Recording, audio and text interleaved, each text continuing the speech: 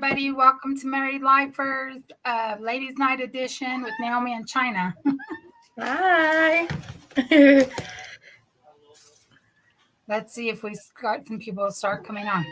So I don't know. You said you wanted to talk about what we were talking about last or 2 weeks ago, but Yeah. something else I've been noticing all day is it's domestic violence awareness. Yeah. So That's maybe yeah, we can that's talk something that me as, as a domestic violence survivor, like that is a topic that is not only triggering, but it also very important because just last week there was a girl I went to high school with. Her her boyfriend, which I also went to high school with, um, unalived her right in front of her kids. Are you talking about the one in our Semi In Valley? Oxnard, in Simi Valley, yeah. Semi Vanessa Valley? Tinoco, yeah. May she rest in peace, and my heart goes out to her babies.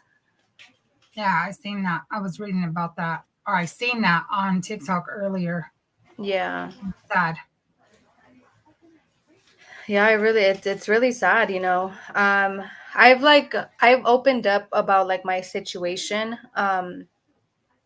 I was with my kids' dad for about 15 years. And throughout those 15 years, it was verbal abuse, physical abuse, mental abuse, just anything you could think of. And it was I learned, and a lot of the times, I had friends, I had family that were like, leave them, leave them, leave them. But because we had kids and because of the history, it was really hard for me to walk away. I feel like I wasn't strong enough to walk away. But once I mentally checked out, I was ready to go. And I feel that a lot of the times women tend to do that. Like once they're mentally checked out, that's it. It's really hard. It's a lot easy, it's like they say, it's easier said than done. But I just feel like it's very important to be aware of like the red flags, be aware of um when it's time to go, it's time to go, because some women don't make it. Some women don't make it to tell their story. Some women don't make it to bring awareness, and I was almost at that point to where I wasn't going to make it. So I'm very grateful. I thank God that even within that moment when my heart dropped, I was praying, and I felt like that was it, that was the end of me. And luckily the gun jammed, and I was able to like think fast, and I just kind of like I got away. But it was a very scary situation, very scary situation. I grew up with that in my family. You know what I mean? Like I grew up with my mom going through that and stuff. So I was one to not really. I went through it briefly, but I don't even like to say I went through it because I got fucked up like twice, and then I just cut the relationship off. You know what I mean? I was just done with it after that. Yeah. Yeah, like I there was a lot of situations. I had my daughter, I had her C-section, my first child. I had her C-section, and I still had like the big cut. And I remember her dad had went to his homie's house.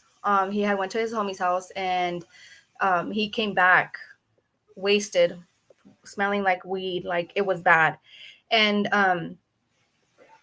he, mind you, she was 2 weeks old, and he came to the house. I'm like holding my stomach, trying to wash, trying to still do, wife things. And he wanted to take my daughter with him to his homie's house, and I was like, you're not gonna take her. She's 2 weeks old. You're taking her out to a house with a bunch of guys who are under the influence, who are drunk, let alone you're drunk. You're not driving with her in the car.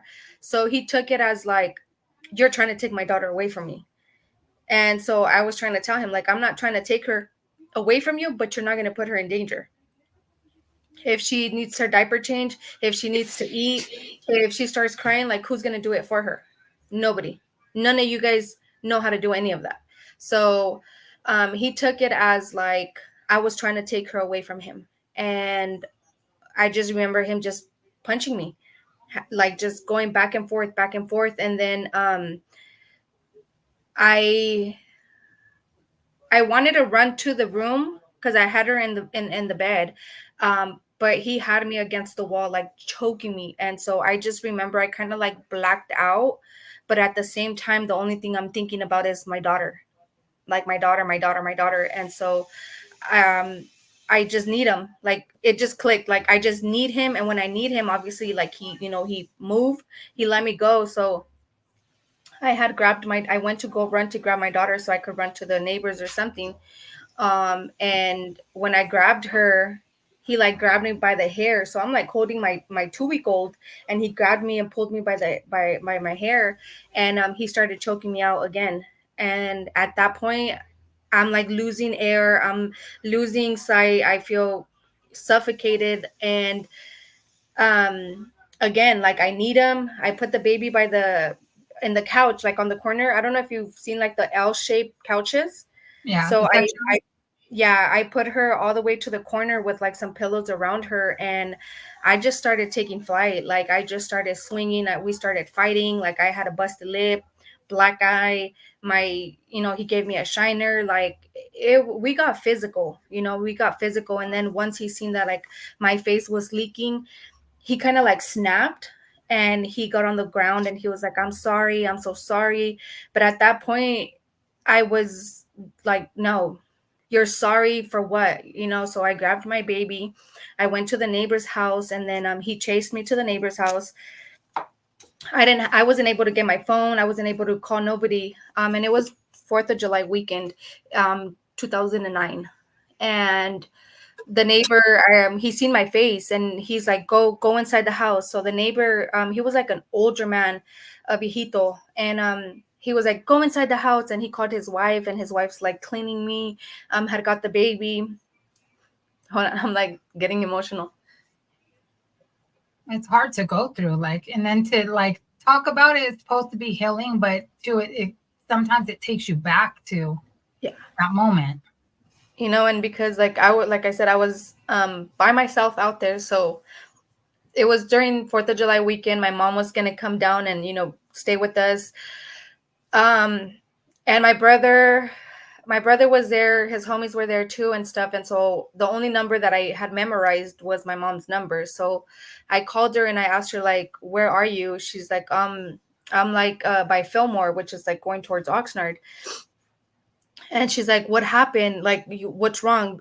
Because I was crying, and so out of breath and everything. And so I told her what happened. And then she called my brother. So when my brother went, he went with his homies. And I was still like, please don't hurt him. Please don't, like, even after I had a busted lip, my eye was busted and everything. I was like, please don't, like, don't hurt him. And my brother went, grabbed my baby's car seat, the baby's clothes, the diaper bag. And he's like, go get your stuff. And because other than that, he wasn't letting me get my stuff. And so my brother and his homies were right there.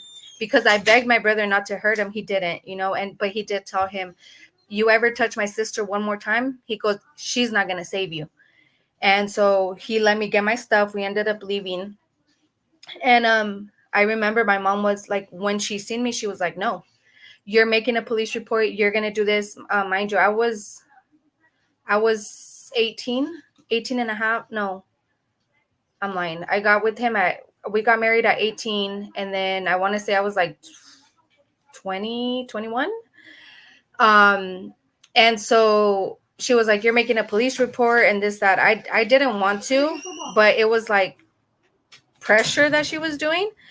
And so I ended up doing the report, whatever. So when he had to check into probation, they got him in with probation. Once he checked in with probation, probation took him in, and he only did like a year or so. And I got my stuff, I got my daughter's stuff, and then I ended up moving back to Bakersfield with my mom. So my daughter was like a year and a half, almost two. And he ended up getting out. And then again, it was, I'm sorry. He wanted to be the dad. Like, he wanted to be a dad. He wanted to fix things. He wanted to do, the family stuff. And again, I fell for it. I fell for his sorry. Went back to him, and it was verbal abuse. It was physical abuse. It was accusations. Um, and I was stuck. I was stuck because my mom said, if you go back with him, like, forget we're even going to help you. So I was stuck. And then he catches a case. Well, I end up pregnant with my second child. He catches a case, and then he goes in. So when he went in that time, he didn't get out till, I think, I want to say my second child was, I think, till she was like a year and a half, another like a year and a half. And so again, he comes out. At this time, I had my two girls.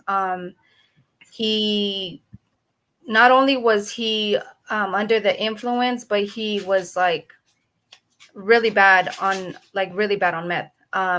He had me and my daughters hostage, where he blocked all the windows. He wouldn't let me go to the store. He wouldn't let me answer nobody's calls. And nobody went to go look for me either. And so it was really bad, like really bad.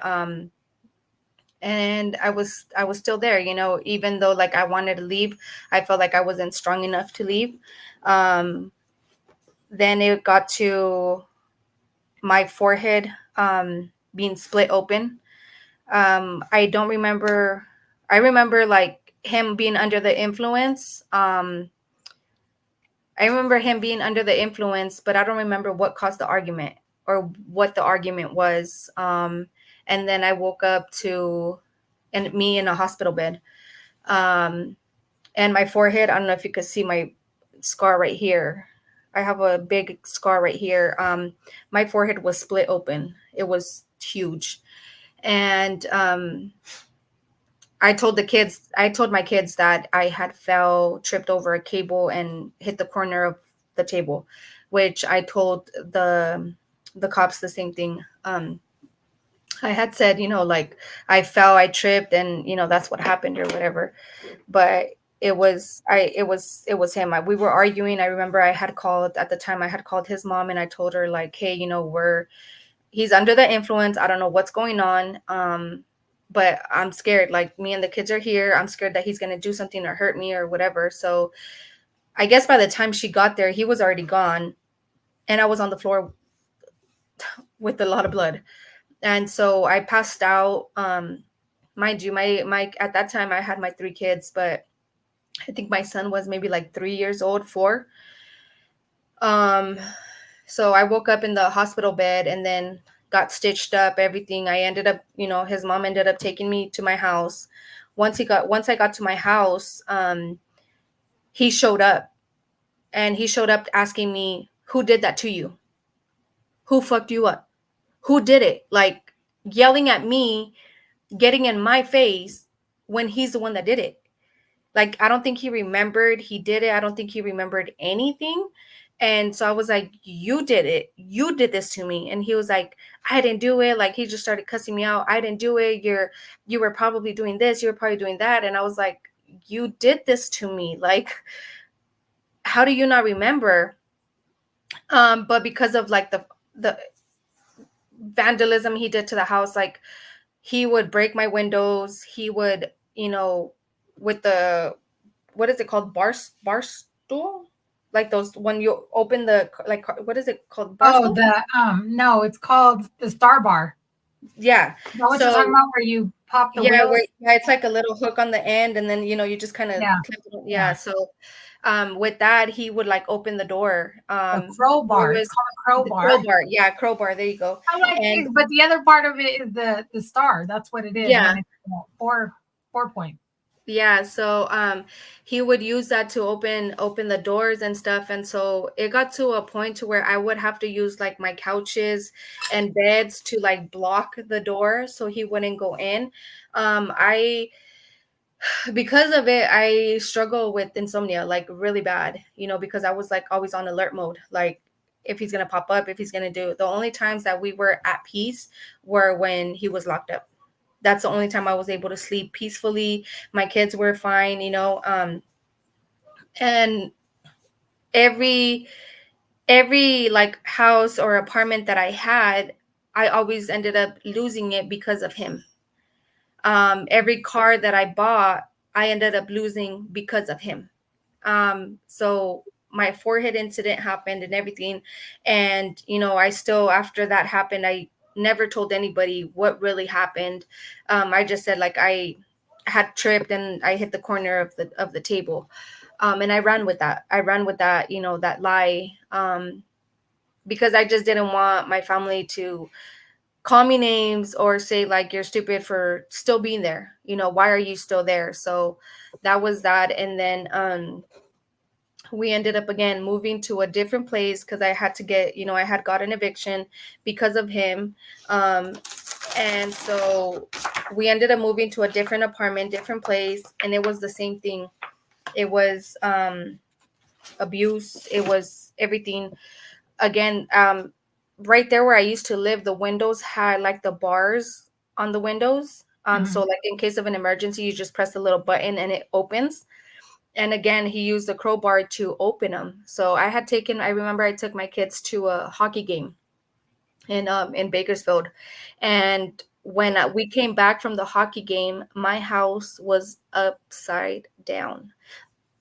Everything was upside down. The windows were broken. My couches were upside down. The beds were upside down. My kids' bunk beds were like sideways. Like I don't know what he was looking for. I don't know. I don't know. Um, so after that happens, that's where I was like, I'm done. I can't do this no more. He had taken a car from me. He got it repoed. He got it taken. And then I bought a new car. I had bought a new car. I had did, I think because of, um, my point, I don't know what it was, but point is that I had to pay like 400 and something for full coverage insurance. So I had just recently paid it. And he shows up, fights me for my keys, takes off in my brand new car, brand new insurance on it, and he takes off with it. So during that time, I was like, after he did that, in that when I took my kids to the hockey game, after he did like that damage to the house and everything, I was tired. I was tired because I was like, how many times do I have to get up and go? Um, how many times do I have to keep getting stuff? And he keeps taking from me. So I was like, I'm done. I'm fed up. I'm done. And again, like I said, he went, fought me for the keys. He took the keys. And so what I did was I messaged like everybody that I knew in Bakersfield, and I said, if you guys see this car, let me know where it's at. And sure enough, they were texting me like, hey, I seen it, down the street here. I seen it at the gas station here. I seen it here, whatever. So at the time I had called my big homies, and I told them like, hey, I need you guys to help me get my car back from this fool. And sure enough, they went, got my car back or whatever. And then um I packed up my kids' clothes, several of my clothes. I left behind my refrigerator, my kitchen set, my living room, the beds. At the time I was doing nails, I left all that behind. I just grabbed a little bit of clothes and I said, let's go. I I left with my kids. We didn't have much. And so I left with my kids and I was hiding. It was like I had to go park my car inside my friend's garage and then go get dropped off and then get picked back up so he doesn't know where my car is. Um, I would have to go park the car, hide it, and then walk to the store with grocery, like bags and bags of groceries with my kids. So he didn't know where my car was. And um I went and I stayed at a friend's house. And then he found out he had a court order visitation, and I took my kids to my mom's house because she was like the middle person, I guess. I took my kids to her house so they could see him. And sometimes he wouldn't show up. Sometimes he would show up and be under the influence, and he would show up and just ask him like, is your mom talking to somebody? Is your mom this? Is your mom that? So it was never like about the kids. And then after that, he questioned my son. He had questioned my son, and he was like, oh, where are you guys staying at now? So my son, I think at the time was like 5, like 5. He said, oh, we're staying at mom's friend's house. And he said the name, and he knew where she lived. So there he goes, causing a scene, causing problems, pulling up like at 2, 3 in the morning, like making, like, it was embarrassing. So here I go again, packing my bags, packing my kids, going to stay at somebody else's house. And it was like that, I was from friend house to friend house until I was able to get my own apartment. I got my own apartment and we were fine. At this time he was locked up. I don't know for what reason. He ended up in jail. Um so he didn't know nothing about us. He didn't know nothing about us. He ended up having to do like a year. So he didn't know nothing about us, nothing. And then I was going through a case in Bakersfield. I had to be fighting a case, but within that case, they they had granted him like once a week 4 hours visitations. And it was like basically like whatever we decide was going to be it. Like if we decided to have visitations at Chuck E. Cheese, then that's where visitations were going to be at, once a week for 4 hours. So I told him, just let me know where and the time and I'll take the kids. He never told me nothing. He never mentioned nothing. So I'm not gonna chase you to go ask you to go be a part of the kids' life, or attend to your visit. I'm not gonna do that. On top of my kids not wanting to do nothing with him, I wasn't gonna push the issue, and I wasn't gonna be like, you guys have to be at the visit. You guys have to go. I'd rather go to jail than force my kids to go to visit with him. And so that was that. And then obviously he knew where we were at now at that apartment. And this is when in August 2021, during June 2021, he had got out. And that's when we had went to court because of the visitations and stuff like that. So from June, we didn't see him till August 5th.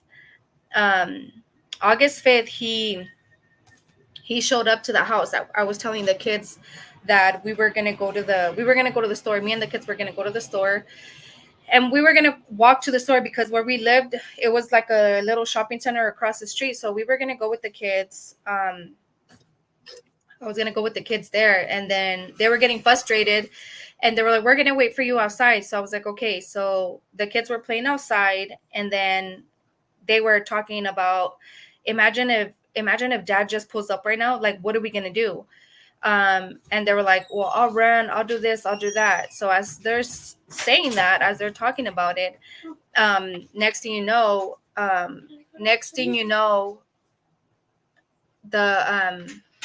the kids turn around and he's rolling in a bike, approaching them.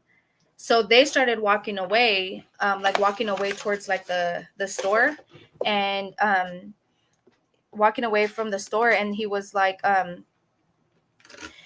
where's your mom at? I was at the house, but he was like, where's your mom at? And so the kids didn't want to say. And then where I was at, then he went to the house, and I was looking for, I had the time I had my godson. So I was looking for my godson's shoes, and I just hear a door boom. And I look up and I see him, and my heart dropped because I was like, I seen his face. It took me back to that day, where the days where it's evil, you know? Yeah. And so my heart dropped. And when I seen him, like he was like pacing back and forth, back and forth. And I'm like, what happened? You know, I'm like in shock. I'm scared. I don't know what's going on. And so I'm like, what happened? And mind you, my phone is charging.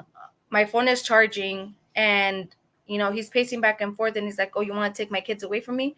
You want to take my kids away from me? And I looked at him and I said, I'm not trying to take them away from you. So I'm over here trying to reverse psychology him. I'm like, no, what are you talking about? You know, you have visits with the kids, but you haven't showed up. And so I'm trying to like calm him down to where I know it's going to escalate to something. And next thing you know, like he had his hand in the back and he kept pacing back and forth. And he took out the gun. Um, when he took out the gun, I froze. I froze. And my main thing was like, God, protect me. Like, it's not my time yet, you know? I still have my kids. My heart dropped. I froze. I didn't know what to say. And he's like, you think you're gonna have somebody else raise my kids? You think you're gonna move on? You think you're gonna take my kids away from me? And I said, I'm like, I'm not taking the kids away from you. I'm not taking the kids away from you. I said, but let me go to the kids because they're scared, and then they're gonna call the cops, and then you're gonna, you know, end up in jail. Like, you have a gun. Like, let me just go outside with the kids. And he was like, nah, nah. He started like having like this evil laugh, just pacing back and forth. And I had my godson, and I remember I told him like, I have the baby, bro. Like, I have the baby. You know, like, calm down. And he just kept pacing back and forth. And so I had my godson, and I had like put him behind me and like covering his eyes. And I told him, I was like, bro, like, please, like, let me go with the kids. Like, they're scared. I know they're scared. I said, I have the baby right here. And then he like put the gun to my head. um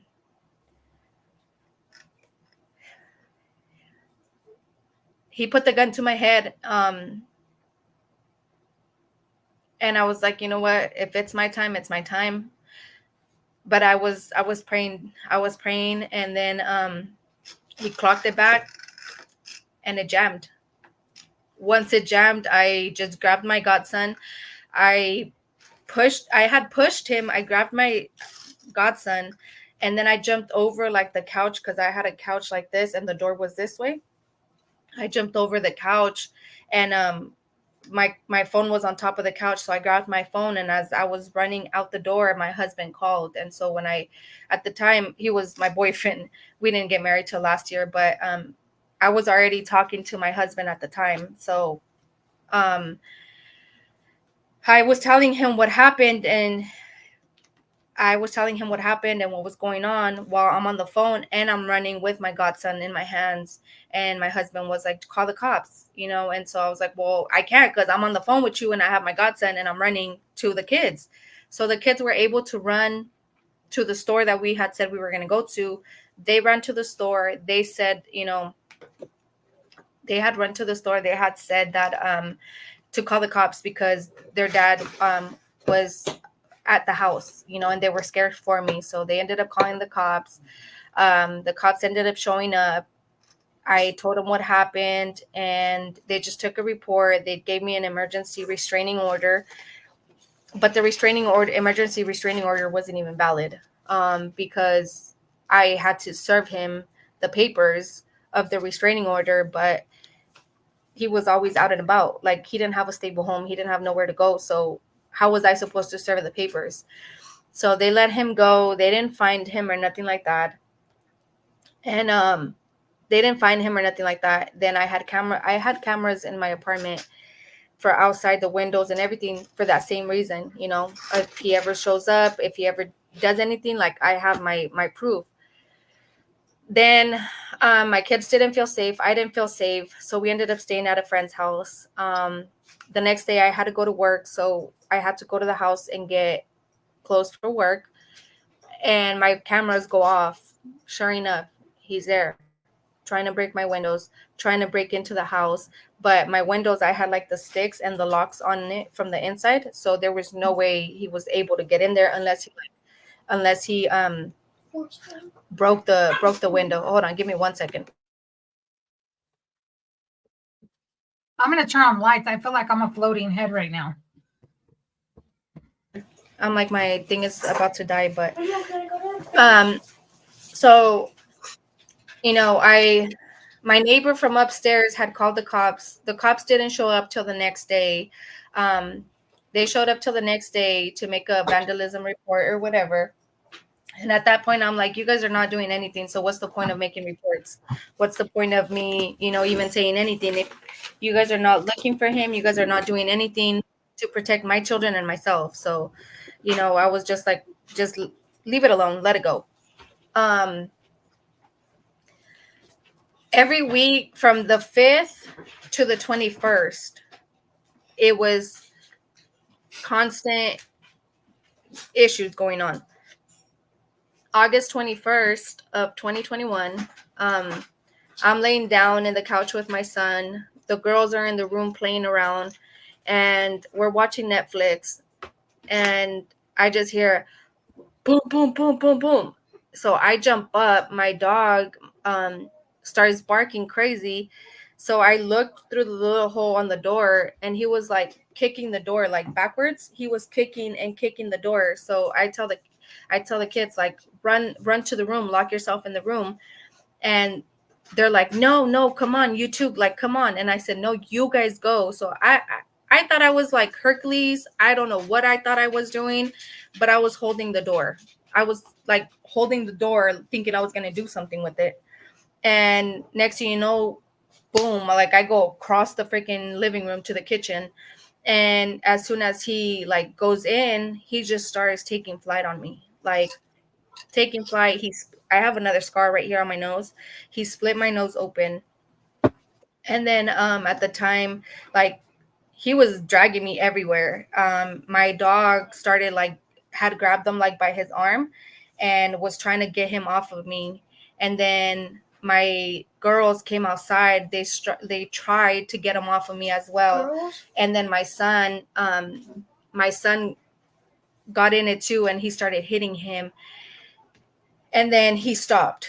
Then my oldest told him, like, you need to leave us alone. We want nothing to do with you. Like, just leave us alone. So I heard the sirens and the cops and everything, like, from the back of my head. Like, I don't know if it was my adrenaline. I don't know what it was. My face was leaking again. My nose was split. I lost three of my nails, like my actual nails. I lost them because I had nails, and obviously with fighting and everything, all my nails came off. And I heard the sirens and everything from the back of my head. So he ran out. When he ran out, I ran out after him. And he had a backpack. And so when I grabbed him by the backpack, I was like, you're not getting away this time. Like, you're not going to get away.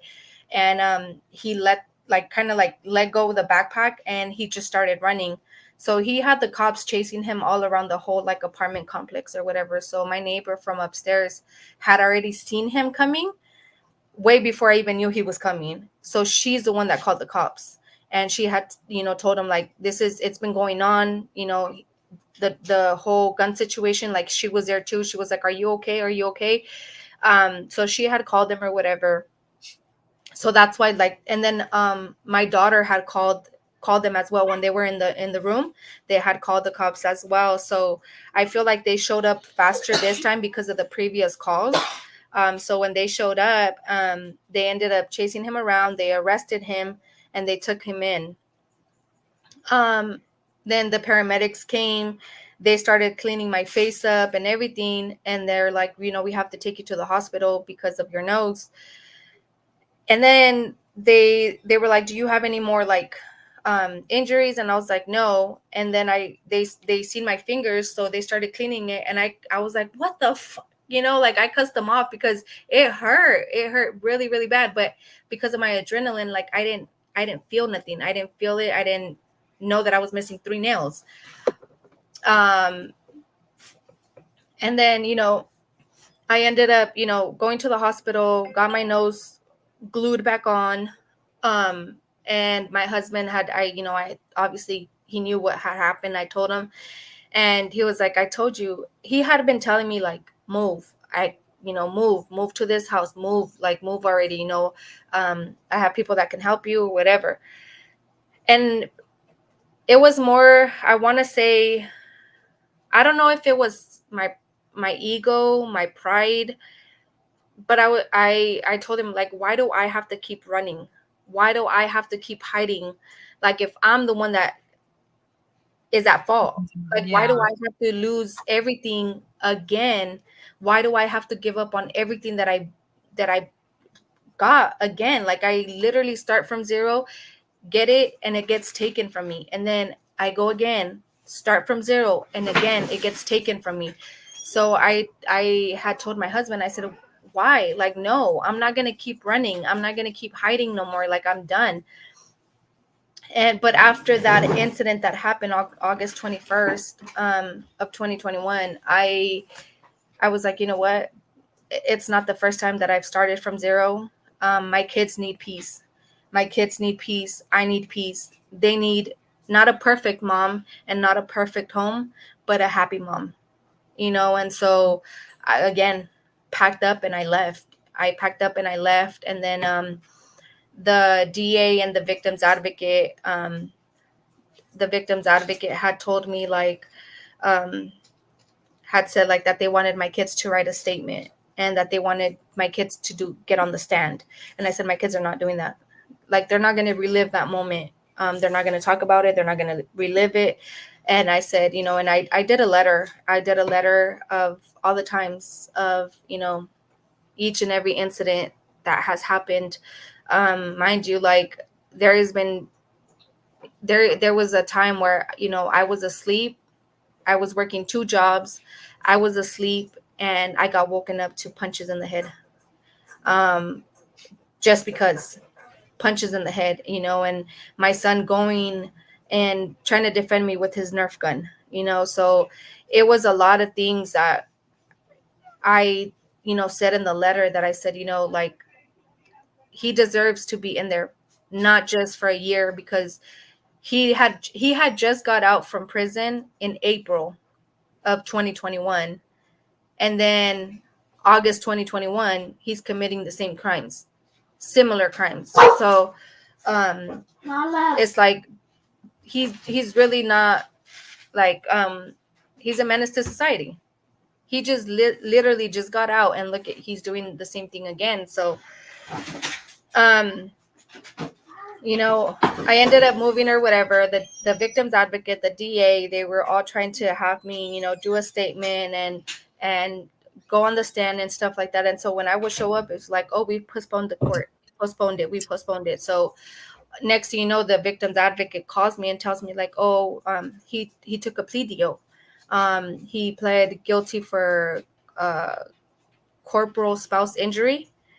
So they had got him for child endangerment, first degree robbery, assault with a deadly weapon, um, corporal spouse injury, and then it was another felony. Mind you, like, he's a two-striker. He has a record. Like, they only ended up giving him a year. That's crazy. For everything he did, they ended up giving him a year. So when the victim's advocate told me, like, he plead guilty for domestic, for the corporal spouse injury, they dropped the rest of the charges. And I was like, are you serious? I said, so you guys would have had me have my kids relive that moment, and you guys still wouldn't have done shit. You guys would have still let him go. Like, a year is a pat in the back for him. He just literally got out, and then here it goes again. And so I was like, that is not right. So then the victim's advocate had told me, well, write a letter to the judge and the probation officer and the DA and let them know that you want the 10-year no criminal contact order. So I wrote that letter, and I asked him, like, I understand you guys already gave him a plea deal and he took it, but I'm asking that you can please grant me the 10-year no contact criminal order. They denied it. they denied it. So at that point, I'm like, okay, we live in a different city. He knows nothing about me or the kids. Nobody knows nothing. So I was like, you know what? My kids are at peace. I'm at peace. They're happy. I'm happy. And next thing you know, like, you know, I had, within all that was going on, like August and everything, I had filed for divorce. I had filed for divorce, and um within that paper of divorce, I filed my own divorce. I filed for full custody because he did have court order visitations. So I asked that those visitations were taken away. um and then I want to say maybe like a month later, they did the divorce. Not only did they do the divorce, they also took his rights away. Um, and he has no visitations. He has no, what is it? No physical, no custody, like nothing at all. So they took everything away. And for the same thing, for criminal record, for drug use, and for not like co-parenting. So they took everything. They took everything away. So to me, that was like my justice. It wasn't the justice that I wanted for him, that, you know, he served the year, but knowing that I don't have to take my kids, or he doesn't have visitation rights, he doesn't, like, he has no rights with my kids. That's enough justice for me. That's enough justice for me, you know. And so I can say, like, anything that anybody went through in regards to domestic, I went through it. You know, I could understand and I could relate to what they're going through. And I could also say that when you're not ready, you're not ready to walk away, you know. But I've always said, you know, and I had to learn the hard way, that even even if that's the father of your kids, you need to show your kids that your safety and your happiness comes first before anybody and anything, you know. And me having two girls, it hurts me. It hurts me that I allowed for them to see all this abuse. um and like I tell my daughters, you know, I one thing I regret is staying.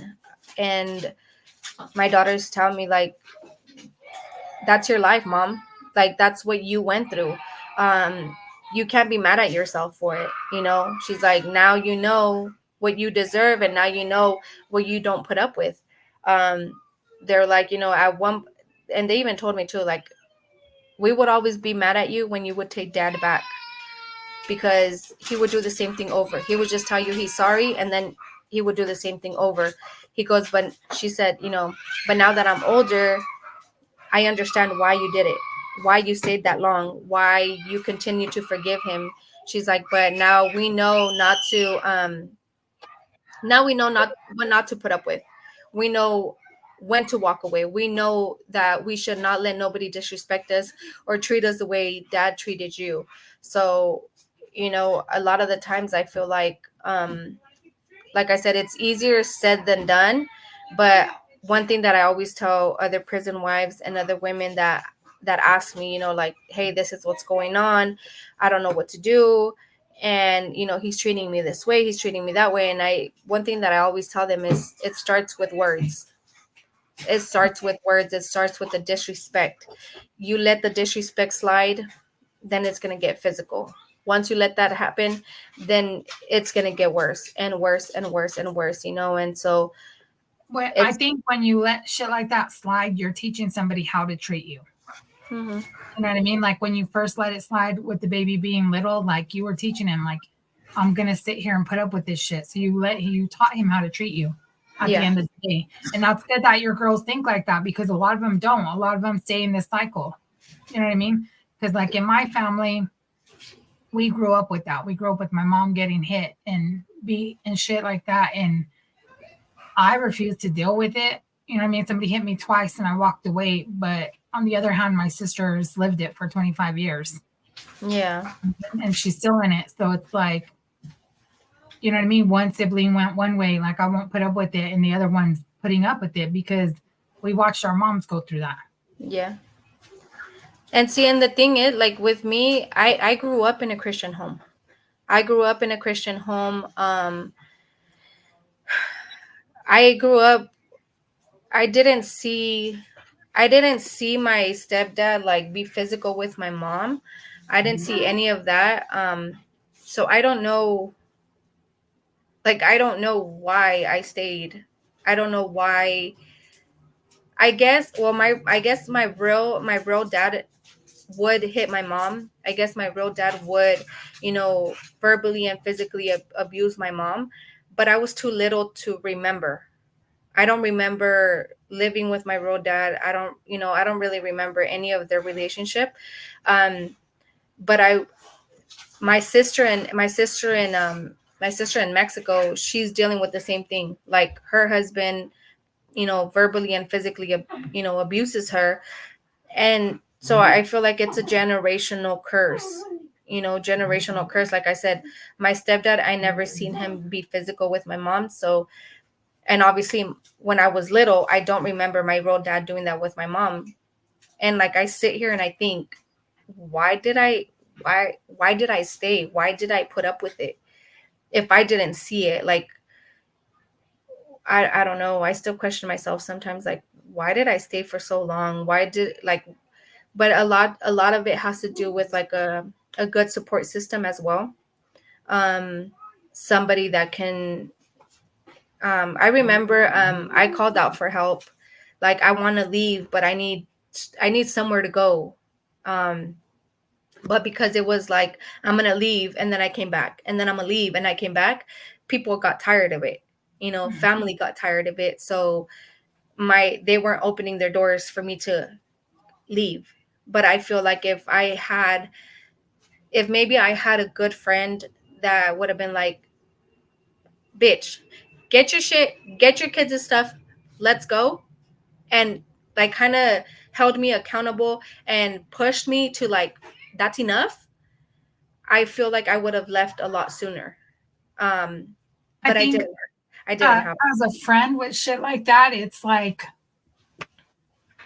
because my mom's been through that like most of our lives. You know what I mean? Like she's been in relationships where she's abused like that. And as an adult, it was like frustrating for me because I was always having to go pick her up. I was always having to, like, when I'd show up and he'd act like a fool, like I put my body in the middle. You know what I'm saying? Like I would put myself in the middle of it to stop the fighting. And when the cops would come, they'd be like, "Oh, your kids are here. If we have to come again, we're going to take your kids." And I told my mom out, like, what point do you fucking walk away? Like you're gonna lose your family because you're now putting us in the middle of all this shit.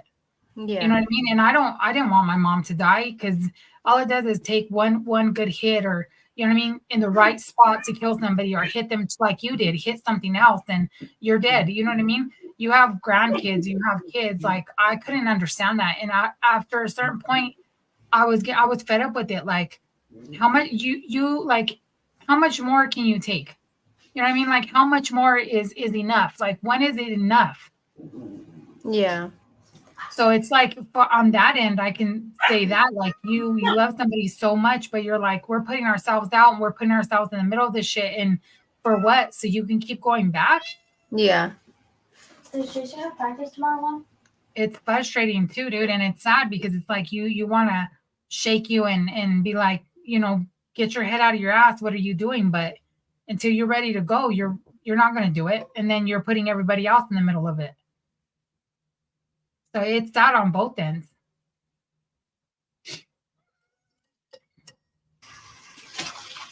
Yeah. It's and like I said, I've been on the other side to where it's like I've been that friend for a friend who was in the same situation as me, and I would always tell her like, look at me, look at what I went through, look at what all the shit that I had to put up with, and um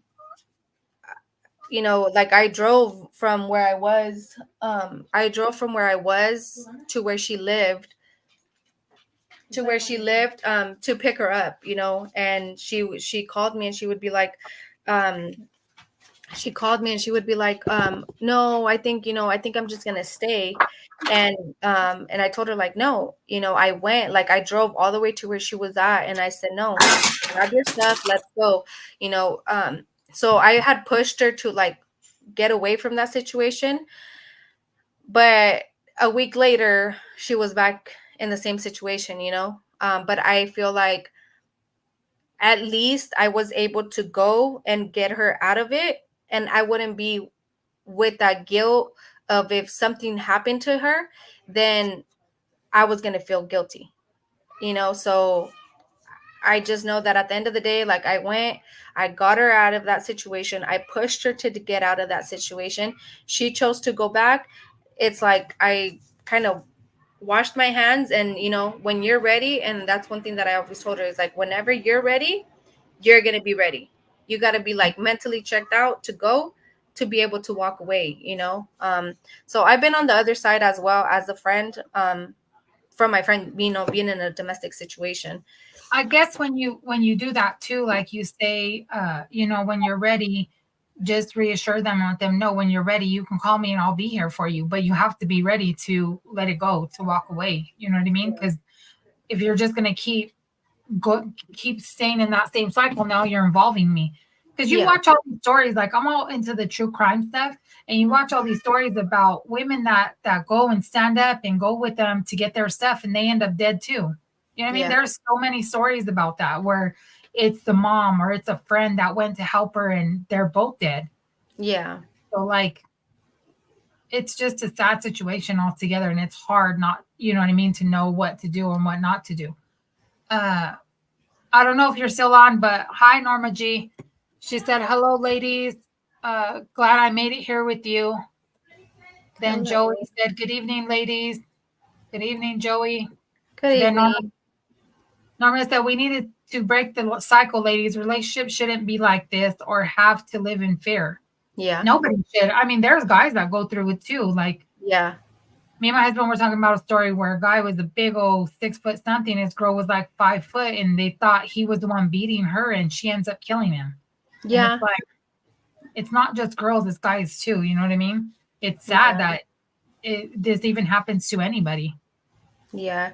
And I just feel like, a lot of the times, like it's not really spoken too much about what's going on people's, for the same fact of like the fear of judgment.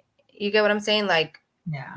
a lot of the time they're not free to open what they're really going through because of judgment, because criticism, because of, it's like we already, and I say we as because I was there, we feel stupid already. We feel dumb already. And then on top of like, we ask for help, or we're there, or we tell somebody about what we're going through, then they're going to start, judging us, or they're going to, well, you're stupid. Why won't you just leave? Like I said, again, it's easier said than done. So a lot of the times, I feel like it's, like I said, it's easier said than done. Anybody can just say, just leave him. Just leave him. Why are you putting up with him? But it's not that easy when you're in that life. And I guess I always wonder, and I talk to my sister about that, and I'm like, what about the kids? You know what I mean? Like, what about them? Who's putting them first? Like, why don't you think like I need to get out of this for my kids? You know what I mean? One, I Yeah. don't want my son growing up thinking it's okay to beat on his wife. Two, I don't want my daughter thinking it's okay to get beat by her husband. Again, that's teaching behaviors. You know what I mean? Yeah. And it's scary. And I'm like, even if you can't do it for yourself, why can't you do it for these kids? If you end up dead, like who's gonna take care of your kids? My goddaughter has autism. You know what I mean? She's only 4 and she's or 5 and she's attached to my sister, and it's like if anything happened to you, like what's gonna happen to her? You know what I Yeah. mean? She'll warm up to me. I'm her Nina, but it takes a long time, and then it's only for a certain amount of time. You know what I mean? And then she's gone, and it's like, why aren't you thinking about your kids? Yeah. So I don't understand that part, and like I'm not trying to be mean or I guess it's still being judgy, you know what I mean? But I'm like trying to make her think like get your, you know what I mean? I know you feel stuck, but think about these other things. Don't just think about what's going on between you and him. Like you got to put these kids first. Yeah. I'm trying to make her think is what I'm trying to do. You know what I mean? When I ask her stuff like that. Because it's that, dude, and you don't know what else to do for them. Like I'm scared all the time. My mom calls me. There's a lot of stuff going on in my family right now, but every time my mom calls me these last few weeks, it's like I'm on edge, dude, because she'll call me crying, and I'm like, oh my god, like there's already been threats and shit. You know what I mean? Like I'll talk to you about this later, but every time she calls me and she's crying, I'm like, is my sister still alive? Like, you know what I mean? What's going on? Like, is she okay? And she's like, yeah. And then she'll just tell me what happened. And I'm like, fuck, man. Like, it's right now we're on pins and needles. Yeah. The same place. You know what I mean? So it's pretty ugly right now in my family. Yeah. Anyways. And you know, and I understand like the same thing with my brother. You know, they would think the same thing. They would feel the same thing. Like, is she still alive? Is she still, you know? But like I said, you know, it sucks that being mothers, we stick around thinking shit is gonna change, and it doesn't change. And it like I said, you know, family, friends, they get frustrated too. Like now that I think about it, I'm just like, what the hell was I doing, and why the hell was I still there? Like, for what? You know, so I get frustrated with myself to even to these days, you know. Did you see that? I'm not going to address it, but do you see it? What? The comment. Do you think it's the inbreeding that makes women like this so dramatic? I don't understand the comment, but I don't know who the fuck that is. I can't stand. I've never heard that person before. That was the dumbest thing I've ever seen.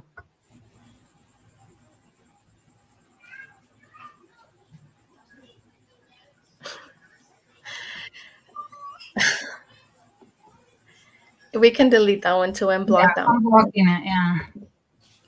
I love. We're so I knew they were gonna come in like cockroaches right now, but I love you. You know, like I said, at the end of the day, I know my life. My husband knows my life. My husband knows what I went through. So anything that anybody says doesn't bother me, doesn't make me lose sleep, doesn't affect my money. I know that, you know, where I'm at and why I chose to be where I'm at is for my kids' safety and peace. So anybody can go ahead and make fun of it, or, you know, say whatever they want to say. At the end of the day, my husband, my children, and I know what is going on. And it's the only ones that matter to me are my husband and my kids. Anybody else? Don't worry about addressing any of the comments, because like I told you before, if they come on saying stupid shit, they're getting banned. I already banned 3 people. I'm not playing this game. Like, we're talking about domestic violence, which is a serious issue, and most people have been through it or know somebody that's been through it. And for people to come on here and say stupid shit, like, it just shows how childish you are and where's your mind's at. Like, get the fuck out of here. And you know, and that's earlier I was saying that, you know, I was saying like, people don't understand. A lot of people want to laugh about it, and that's another thing that you know, I had mentioned. Most of the times, and there is sometimes, and a lot of people don't talk about it, don't want to talk about it, but I feel like that there is a lot of times where women provoke men. Women put themselves in situations where you're gonna get hit, you're gonna get, you know, the man is gonna get tired, and he's gonna hit you. But I feel like it's like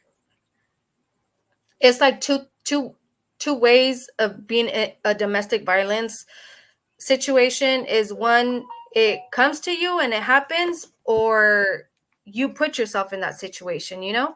And there is a lot of women that sit there and provoke men, you know, and get hit, where it's like you could have avoided the situation. You could have avoided the conflict. You could have avoided, getting hit. But because your mouth, you ended up getting hit, And so I feel like they have to also bring that awareness that you should just walk away instead of keep addressing something or trying to provoke your man or your baby dad or your husband or whoever it is, Yeah.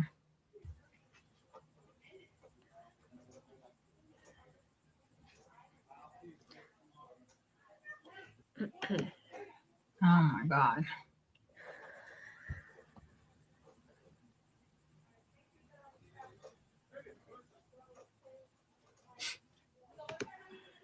So again, if you're on here just to troll and say some stupid shit, you can just remove yourself. Nobody invited you here. Thank you. I can't stand people like it. The ignorance is fucking crazy to me, dude. Like it's so stupid. But anyways, yeah, I get what you're saying with that too. And it's like you have to know where you're at. Cause I have a mouth on me, dude. I can never be with somebody that's like that. Cause sometimes I just don't want to shut the fuck up. You know what I mean? So, no, and I'm like that too. Trust me, I'm like that to this day. Like I've said, I'm struggling with approaching or addressing anything because I come defensive. I come, that's like my first instinct is defensive, and so I struggle. To this day I still struggle. I still struggle with it. yeah, we all come from something. Like we all have issues, we all have problems and stuff like that. So it's sad when you can't sit up here and share your story so other women don't feel so alone and they can talk about it. And you got other women that just want to continue drama and just be petty. You know what I mean? It's like, at what point do you grow the fuck up?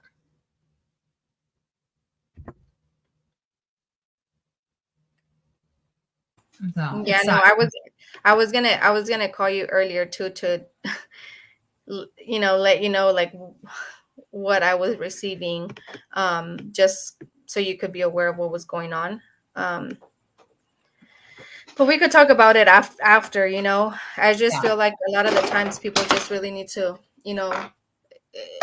being talked about like serious things that are real life situations, and again, like I said, you can't really share anything because they use that and run with it, and then, oh, but you did this, but you did that, so again, it's hard to bring awareness, it's hard to speak about your situation, it's hard for any of that because of people that troll.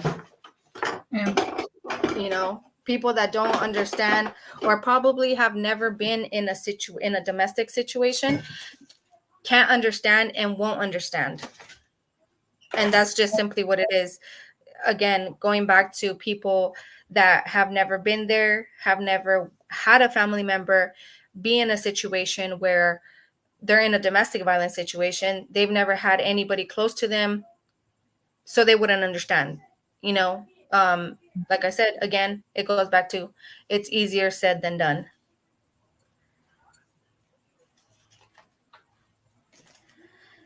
Do you know who that is?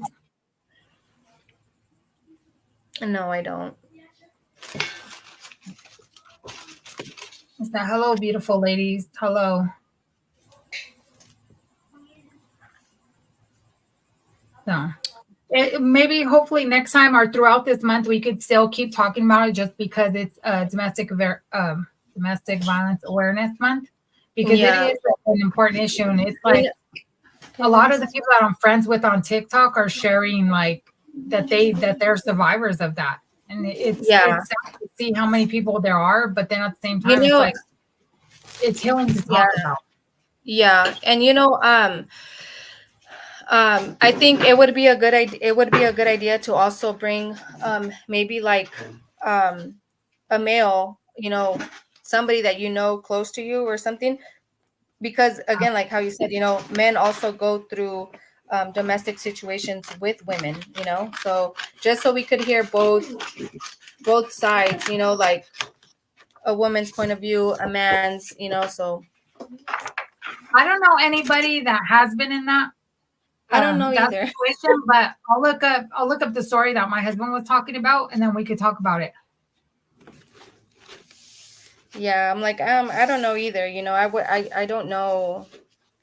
I don't know who would, like a male that has been through a domestic situation with, you know, a Yeah. girl And or I anything like feel bad because it seems like a lot of guys won't talk about it because they shouldn't. They feel like they shouldn't. You know what I mean? That's not a male thing, but Yeah. you'd be surprised on how many guys do have to deal with shit like that, and it's sad that they feel like they can't talk about it. It's hard enough for women to talk about it, but it's even harder for guys. Yeah. Eric Lerma, I don't know who you are, but my husband's doing good. Thank you for asking. So on Sundays it'll be me. Hopefully ChiiNah stays on with us because everybody loves her too on here. But and Daniel, Little Bang Bang Pow Pow, and my husband Greyhound. That's Sundays. Yeah. And on Thursdays it's just me and ChiiNah talking about prison wife stuff. Right now it's the domestic violence awareness month, so we're talking about that today. Yes, but I'll be on Sunday.